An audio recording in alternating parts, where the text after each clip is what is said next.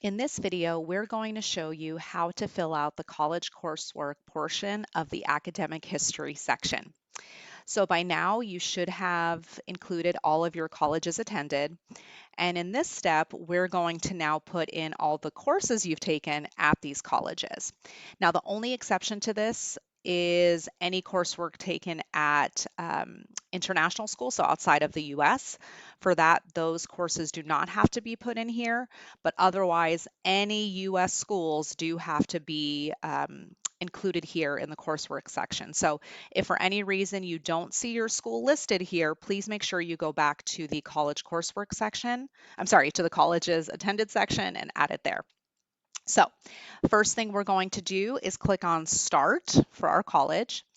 And I just want to mention a couple of things here. So first and foremost, the intent of this area is to show the CSUs how you are meeting your admission requirements. So they need to see how are you going to have 60 units at the end of spring? How are you completing your Golden 4 requirements? Are you completing your major prep requirements? Will you have the minimum GPA? All of that. So it's important to note that you are going to show them your entire academic record here, not just what you've taken, but also what you're currently taking and what you have planned.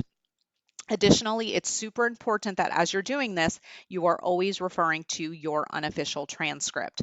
You don't want to do this from memory. You don't want to guess. You want to make sure that everything is accurate.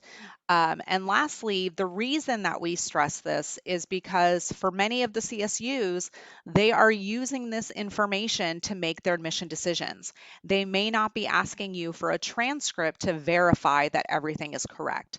So you want to make sure that you are putting in everything as it is and not running the risk of being denied just for making a mistake on the application. Okay, so all that said, let's go ahead and get started and click on Add a Semester. So we are going to start, at the very beginning of our transcript. So again, in this case, it would be fall. And you'll notice again, the dates that you have access to or the years are based on the dates of attendance you put in colleges attended. So if this doesn't look right, then you need to go back to colleges attended and fix those dates. So we're going to start in fall of 2022. And something you'll notice with the application is if it's a past year, the completion status will automatically update to say completed. So that's helpful. Then we want to start building out our transcript. So again, looking at our unofficial transcript, we would start putting in the courses that we've taken. So in this case, say for example, I took Speech 101, you'll notice that as I start typing in the prefix for the course, a drop-down list will appear. Now, this is going to happen anytime a course is transferable because it's pulling this data from Assist, which houses all of that transfer course information. So you'll notice this dropdown comes up and you can always select the course from the dropdown, or if you want to narrow your options, you could always put in the number without spaces and it will come up. Now, what happens when you select it is you'll notice the course title will appear, the units will appear, and the transferable checkbox will be checked. So the only thing you have to do in this situation is put in your grade. That's it. So you would do this for all of the courses that you've taken in that term, again, based on your transcript. Now, what if you took a course that is not transferable? Well, you still have to include it because it is part of your academic record. So for example, if I start putting in Math 90, nothing will come up because this course is not transferable.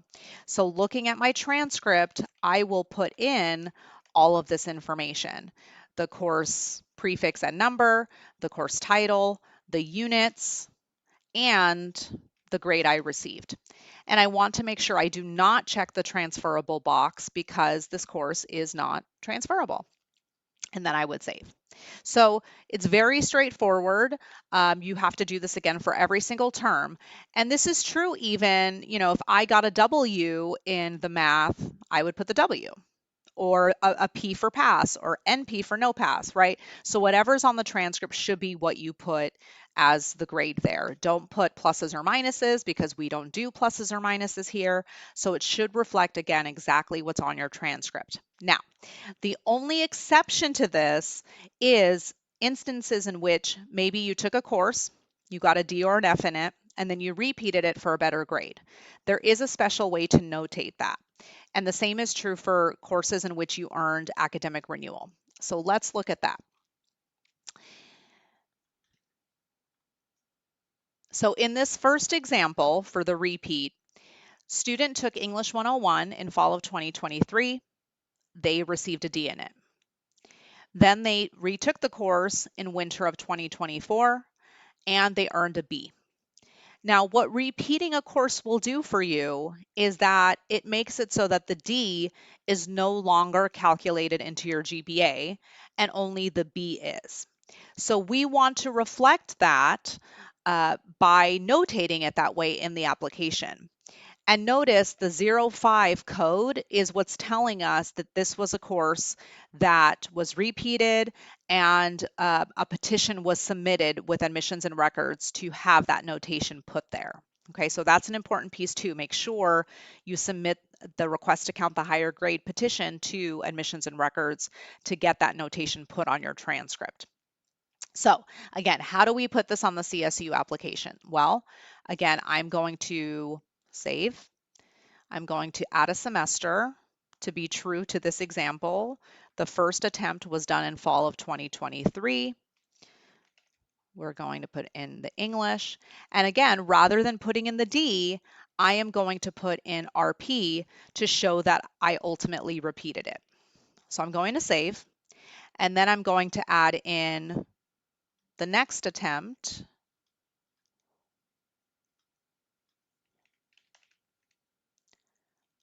with the grade that I earned, which was a B. So now doing this, the B is the only one that is being calculated in my GPA calculation. Now I just want to highlight, if you got a W and then repeated a course, you are not changing the W to RP because the W does not impact your GPA, which is why we don't notate it that way.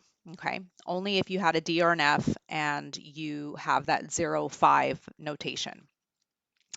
Now, the other example is academic renewal. So if you're not familiar with academic renewal, it's essentially a type of grade forgiveness that you have to be eligible for. So talk to your counselor if you have questions. But in this case, you can see student took in fall of 2022, biology 125. They earned an F in it, but then they were able to do academic renewal, which is notated by the 07 on the transcript. And again, academic renewal makes it so that this grade is no longer factored into your GPA. So we want to make sure we're showing it that way. So rather than putting in the F when we add the course, we're going to put the grade as AR. So again, we're reflecting it accurately. That's on the transcript, but we're putting in AR so that that F is not being factored into our GPA. Okay, so that's really all there is to it as far as inputting your courses. If you have courses that were not taken at a California community college, you will have to manually put them all in because Assist doesn't communicate with those schools. And again, as I mentioned at the beginning as well, you want to make sure you're not just doing this for past courses, but you are also including courses that are in progress. So if, for example, I am currently doing English, I will put that here, make sure I'm marking it as in progress, and you'll notice that the grade is grayed out. I can't fill it out, and that's because I don't have a grade yet, because I'm still in the course. So that's why you can't do anything there. So you're going to put not just all the courses you're in currently, but you also want to make sure that you're doing this for any planned courses for winter or spring. And it will be the same thing where it'll be grayed out because I wouldn't have a grade yet. Okay, so once you do that, you're going to go back to college coursework. And if you've attended any other colleges, again, you need to do the same process for them by building out your transcript. And something that's neat on this page is you'll notice there's this calculate my transfer GPA section. If you ever are curious what the system is calculating, you can use this as a way to check that. And I think it's helpful because if you have a general sense of what your GPA is, this is a quick kind of way to see if that matches. Same thing with your units. It's a way to kind of see how many units is the system calculating for me. Because again, if that's not accurate, right, then you need to make sure that you go back and check everything and have put everything in. But going back to this, once you've included all your courses from all colleges attended, you just want to go here to have you completed entering your transcript, yes, and then save. And that's pretty much all there is to it. In our next video, we'll talk about standardized tests.